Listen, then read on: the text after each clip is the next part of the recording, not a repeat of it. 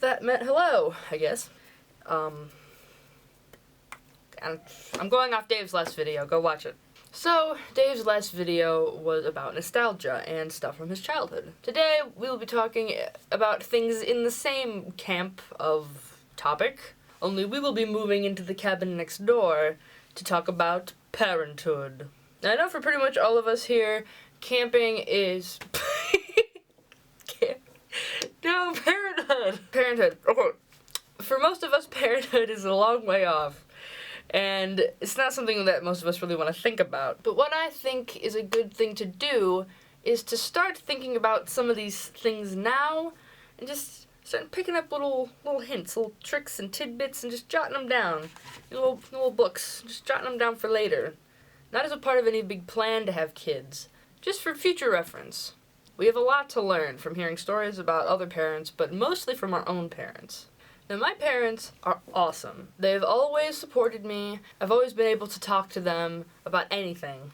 And they've always told me, just be whoever you want to be. We're not going to stop you. Just this weekend, my mom won a Lifetime Achievement Award in the mothering department because she buzzed my head. Of course, the whole time it was being done, I was just hearing things like, oof, oh God, what am I doing to my child? Just please don't get those weird, hold gauge earring things. So it's one thing for a parent to say, oh, be whoever you want to be. But it's another thing entirely for them to actually give their daughter a buzzed haircut in the basement.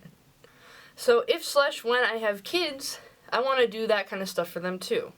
It's important to emulate all the good stuff your parents did for you, but it's also important to learn from maybe some mistakes they made. One thing that happened a lot was that things were very often done for me. Not everything, it wasn't like there was a big controlling element of my childhood or anything, but I was often not put in a position where I would fail. And once you get into the real world, or the real world with training wheels, aka college, then that starts to have kind of an effect that's not always too great. So I recognize that, and if/when I have kids, then I'm gonna give them a little bit of room to fail sometimes. Look at the things your parents did that you think really made you an awesome person, and you would want to pass that on to your kids, and then look at the stuff that maybe they didn't do so great. Put down in the little margin, don't do that thing. So, yes, along with learning from our parents, we need to learn from the times in which we've been born. Hatred and fear of people who are different is quite often passed down from parent to child.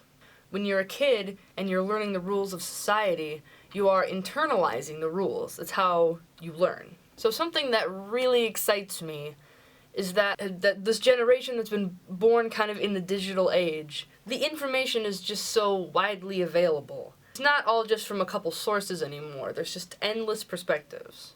I personally like to believe that this is making our generation more well-rounded, much less bigoted, and just more accepting. So just think about how we're gonna raise the next generation. I don't know, it's just a thought. Tell me what you think. Tell me what your experiences are. Who am I seeing Thursday? What's your name, baby? Tyler. I'll be seeing you Thursday.